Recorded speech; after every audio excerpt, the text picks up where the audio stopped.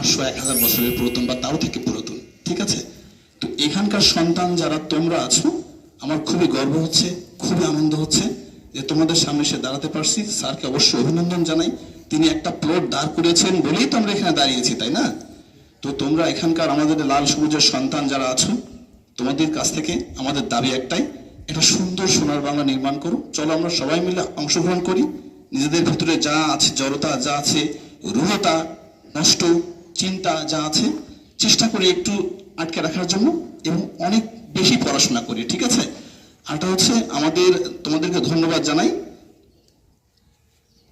এই কারণে যে নীলদরিয়া উচ্চ বিদ্যালয় বরাবরের মতোই অন্যান্য সকল পড়াশোনার পাশাপাশি অন্যান্য সকল প্রক্রিয়াতে কিন্তু ফরওয়ার্ডে থেকেছে, এবং তোমাদের ইতিহাস অত্যন্ত ভালো। যদিও চতরা থেকে অনেকটা দূরে থাকা সত্ত্বেও অনেকগুলো প্রতিবন্ধকতা রয়েছে, অনেক জায়গাতে আটকে যেতে হয়, তারপরেও কিন্তু পিছিয়ে যায়নি কখনো।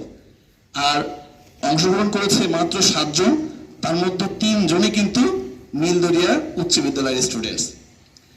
তো এখানে ফার্স্ট সেকেন্ড থার্ড এর মধ্যে ফার্স্ট এসেছে আমাদের নীলদরিয়া থেকে, কি নাম, রিফাত রহমান রুমান। আছে কি সে এখানে? তুমি একটু আসো, সামনে আসো বাবা।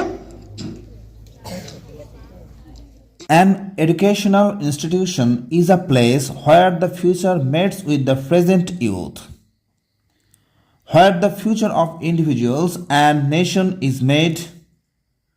To get a new and developed Bangladesh, it is important to ensure that each of our educational institutions are developed and up to date.